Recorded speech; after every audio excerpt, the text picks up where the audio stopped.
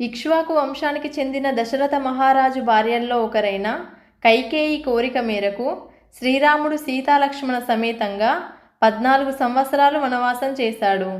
ఆ సమయంలోనే సీతను అపహరించిన లంకాధిపతి రావణాసురుణ్ణి వధించి సీతాదేవిని తిరిగి దక్కించుకోవడం జరిగింది. ఇదంతా మనం చిన్నప్పటి నుండి వింటూనే ఉన్నాం. అయితే రావణుడు సీతాదేవిని అపహరించి లంకకు తీసుకెళ్లిన తర్వాత రాముడు సీతా వియోగంతో ఎంతో బాధపడ్డాడు. అదే బాధను లక్ష్మణుడి భార్య కూడా అనుభవించింది. ఆమె పేరే ఊర్మిళ. సీతాదేవితో పాటే ఆమె ముగ్గురు చెల్లెళ్లకు రాముని సోదరులైన భరత, లక్ష్మణ, శత్రుఘ్నులతో పెళ్లిళ్ళు జరిగాయి. అయితే పెళ్ళైన కొన్నాళ్లకే లక్ష్మణుడు తన అన్న అయినటువంటి రాముడితో అడవుల్లోకి వెళ్ళిపోయాడు. అప్పుడు ఊర్మిళాదేవి ఏం చేసిందో ఆ కథనే ఇప్పుడు తెలుసుకుందాం. కాబట్టి వీడియోని ఎక్కడా స్కిప్ చేయకుండా చివరి వరకు చూడండి. ఇలాంటి మరిన్ని ఇన్ఫర్మేటివ్ వీడియోస్ని మీ కొరకు తెచ్చేందుకు మీ సపోర్టుగా జస్ట్ లైక్ చేయండి చాలు. ఇక ఏమాత్రం ఆలస్యం చేయకుండా టాపిక్లోకి వెళ్ళిపోదాం. రామాయణంలో ఉన్న ఎన్నో పాత్రలను మనం లోతుగా పరిశీలించాలి. అలాంటి మంచి పాత్రల్లో ఒకరే ఊర్మిళాదేవి. సీతాదేవికి ముగ్గురు చెల్లెళ్ళు. వారే ఊర్మిళ, మాండవి, శృతకీర్తి. వీరిలో జనకుడికి అతని భార్య సునైనకు పుట్టిన అసలైన రాజకుమారి ఊర్మిళాదేవి. మాండవి మరియు శృతకీర్తి ఇద్దరు జనకుని తమ్ముళ్ళైన కుశధ్వజుని కూతుళ్ళు. వారిని కూడా సొంత కూతుళ్లానే పెంచాడు జనకుడు. వీరిలో మాండవి భరతుని భార్య అయితే ఊర్మిళాదేవి లక్ష్మణుని భార్య. అలాగే శృతకీర్తి శత్రుఘ్నుని భార్య. వీళ్ళ గురించి రామాయణంలో ఉన్నది కొంచెమే అయినా సీతమ్మ తల్లిలాగే తన ముగ్గురు చెల్లెళ్ళు ఆదర్శమైన జీవితాన్ని గడిపారు. ముఖ్యంగా సీతమ్మ వారికి ఉన్న సహనం ఆమె చెల్లెలు అయిన ఊర్మిళకి ఉండేది. ఓరిమి ఉన్నది కాబట్టే ఊర్మిళ అనే పేరు వచ్చింది. భర్తల పేరు ప్రతిష్టల వెనుక భార్యల త్యాగాలు ఎన్నో ఉంటాయి. అలా ఎంతో త్యాగం చేసిన స్త్రీ ఊర్మిళ. చిన్నప్పటి నుండి ఊర్మిళది విచిత్రమైన స్వభావం. ఆమె ఎవరితోనూ పెద్దగా ఏమీ మాట్లాడేది కాదు. మితభాషిణి. ఆమెకు ఏకాంతం అంటేనే ఎక్కువగా ఇష్టం ఉండేది. తనకి ఏమి అనిపించినా తన మనసుకే అన్నీ చెప్పుకుని సర్ది చెప్పుకునే స్వభావం కలది. అందుకే ఒంటరితనాన్ని భరించగలిగే శక్తి ఆమెకు చిన్నతనం నుండే ఉంది. అదే ఆమె భవిష్యత్తులో ఎంతగానో ఉపయోగపడింది.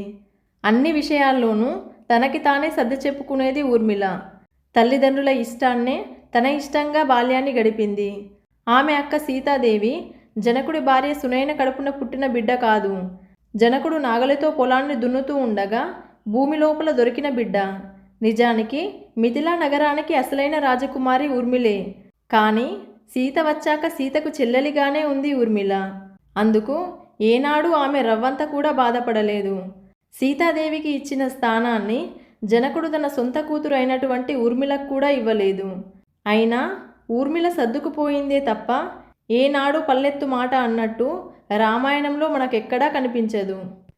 మిథిలా నగరం అంటే సీతాదేవి అన్నట్టు జనక మహారాజు కొత్త వాతావరణాన్ని సృష్టించాడు. మిథిలా నగర యువరాణిగా సీతకు మైథిలి అనే నామకరణం చేశాడు. అందుకే సీతాదేవిని మైథిలి అని కూడా పిలుస్తారు. అసలైతే సీతాదేవి జనకుడికి దొరకకపోతే ఇవన్నీ ఊర్మిళకు దక్కాల్సిన వైభవాలే. అయినా ఊర్మిళ సీతాదేవిని సొంతక్క కన్నా కూడా ఎక్కువగా గౌరవించింది. లోక కళ్యాణానికి తనకు తెలియకుండానే సహకరించింది. జనకుడు సీతాదేవి వివాహం గురించి ఆలోచించే సమయంలో శివధనస్సును ఎత్తి వింటినారిని సంధించిన వాడే సీతాదేవికి భర్త అవుతాడు. మరి అంతటి శివధనస్సును ఎత్తేవారెవరు? సీతమ్మకు వివాహం అయితే తప్ప ఊర్మిళకి వివాహం కాదు.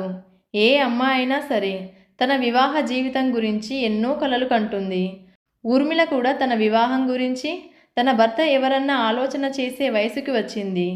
సీతా స్వయంవరం రోజు ఎందరో రాజకుమారులు రావడం, శివధనస్సును పైకెత్తలేక వెనుదిరగడం జరిగింది. అప్పుడే విశ్వామిత్రుడితో వచ్చిన నూనూగు మీసాల శ్రీరాముడు తన గురువుగారైన విశ్వామిత్రుడి ఆదేశంతో శివధనస్సును ఎత్తడానికి దాని ముందు వెళ్ళి నిల్చున్నాడు. రాముని పక్కనే తన తమ్ముడు లక్ష్మణుడు కూడా నిలబడి ఉన్నాడు. అందరి చూపులు రాముని మీద పడితే ఊర్మిళ చూపులు మాత్రం లక్ష్మణుడి మీద పడ్డాయి. ఇక శివధనస్సుని ఎత్తి దానికి వింటినారిని సంధించి విరిచిన తర్వాత శ్రీరాముడు సీతమ్మను వివాహం చేసుకున్నాడు. ఆ తర్వాత జనకుడు తన కూతురు ఊర్మిళను లక్ష్మణుడికిచ్చి పెళ్లి చేశాడు. ఇక అక్కా చెల్లెళ్ళిద్దరూ అయోధ్యకు కోడళ్లుగా వెళ్ళారు.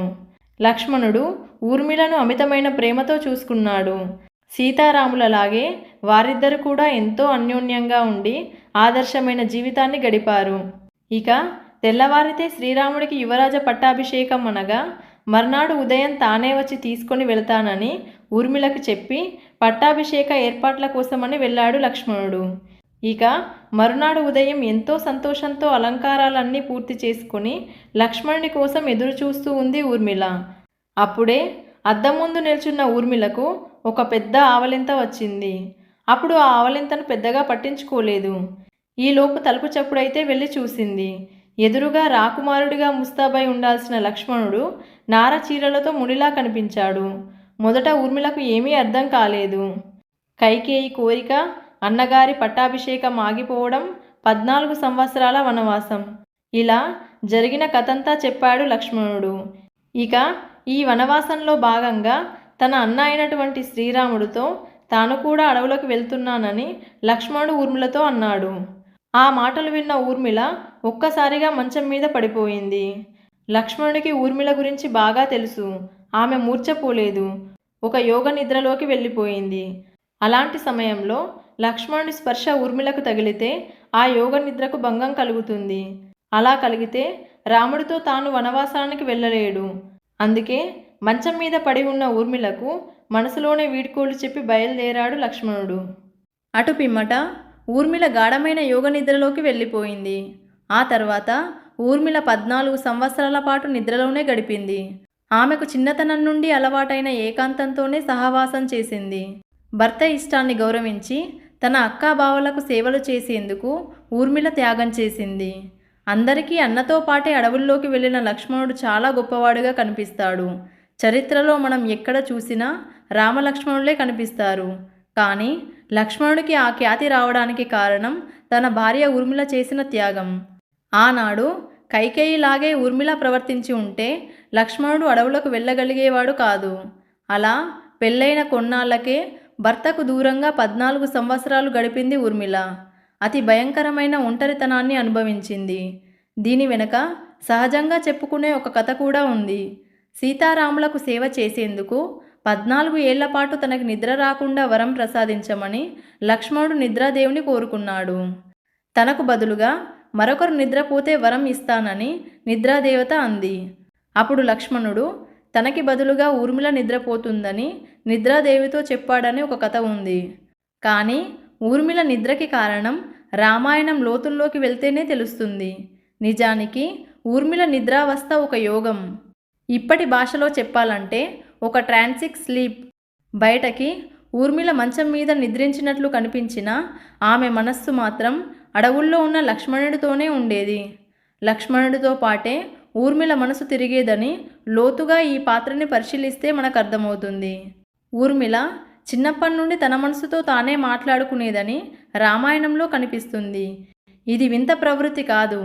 ఆ కాలంలోనే తన మనసును తాను నియంత్రించుకునే సైకాలజీ ఆమెకు తెలుసు అన్నది మనకు స్పష్టంగా అర్థమవుతుంది. ఆ యోగ నిద్రనే ఈ కాలంలో ట్రాన్స్ అంటున్నారు. నిద్రలో ఉన్న ఆమె ఒక్కోసారి నవ్వినట్టు, ఒక్కోసారి ఆమె నిద్రలోనే ఏడ్చినట్టు, తనకు తెలియకుండానే కళ్ళలో నుండి కన్నీళ్లు కూడా వచ్చేవంట. దీని గురించి రామాయణంలో ఉంటుంది. ఆమె బాధపడిన సందర్భాల్లో లక్ష్మణుడు కష్టాల్లో ఉండడం మనకు రామాయణంలో కనిపిస్తుంది. ట్రాన్స్లో ఉన్నప్పుడు మనసుని మన నియంత్రణలోనికి తెచ్చుకుంటే మనం మనసులో ఎక్కడికైనా ప్రయాణం చేయవచ్చునని ఇప్పటి సైన్స్ చెబుతుంది. అలాంటి గొప్ప విద్య ఊర్మిళకు ఆ కాలంలోనే తెలుసు. అలా ఊర్మిళ 14 సంవత్సరాల పాటు తన గది నుండి బయటకు రాలేదు. అయోధ్యలో అవతల ప్రపంచంలో ఏం జరుగుతుందో ఆమెకు తెలియదు. ఎవరితోనూ ఆమె మాట్లాడలేదు. పుట్టింటి నుండి వచ్చిన ఊర్మిళ గురించి బాగా తెలిసిన ఒక చెలికత్తె మాత్రం ఆమె గదిలోకి వెళ్ళి కావాల్సిన ఏర్పాట్లు చేసి వచ్చేది. ఊర్మిళ ఎప్పుడు లేచేదో, ఎప్పుడు తినేదో కూడా ఎవరికీ తెలియదు. కేవలం ప్రాణంతో ఉండడానికి మాత్రమే ఆ యోగ నిద్ర నుండి ఊర్మిళ కొంత సమయం బయటకు వచ్చేది. అంతే. మిగిలిన సమయమంతా యోగ నిద్రలోనే ఉండేది. అలా 14 సంవత్సరాల పాటు ఉపవాస వ్రతం, మౌనవ్రతం చేసింది. అంతటి గొప్ప పతివ్రత ఊర్మిళ. అలా 14 ఏళ్లు ముగిశాయి. సీతారామ లక్ష్మణులు వనవాస దీక్ష ముగియడంతో అయోధ్యకు చేరారు. వచ్చి రాగానే లక్ష్మణుడు ఊర్మిళ గదికే వెళ్ళాడు.